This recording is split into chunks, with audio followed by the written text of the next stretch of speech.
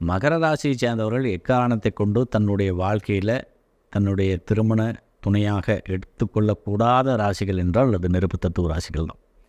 குறிப்பாக மேச ராசியினரை இவர்கள் திருமணம் செய்து கொள்ளும் பொழுது இவர்களுக்கு அதிக அளவில் கருத்து வேறுபாடுகள் நிச்சயமாக வந்து சேரும். குறிப்பாக இது இந்த பொருளாதார அமைப்பில் கடுமையாக பாதிக்கும். அவருடைய வேகம் ரொம்ப மிக மோசமான ஒரு தன்மையில் இவர் கொண்டே நிறுத்திடும். இவர்கள் எதாவதாலும் அவசரப்படுத்தி இவர்கள் செய்யக்கூடிய காரியங்கள் எல்லாத்தையுமே கெடுத்துட்டுருவாங்க. அந்த மாதிரியான ஒரு சூழ்நிலை உருவாக்கிடும். இது திருமணத்திற்கும் பொருந்தும், கூட்டாளியாக இருந்தாலும் சரி, நண்பர்களாக இருந்தாலும் சரி, இதுதான் பொருந்தும்.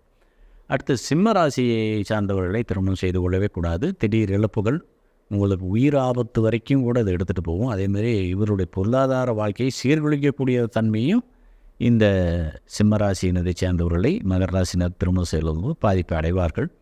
அதேமாதிரி தனுசு ராசியை சேர்ந்தவர்களையும் இவர்கள் திருமணம் செய்து கொள்ளக்கூடாது. இது மிகப்பெரிய பின்விளைவை ஏற்படுத்தும். என்ன கேட்டிங்கன்னா, இவரில் ஒரு டம்மி பீஸ் ஆக்கி விட்டுருவாங்க.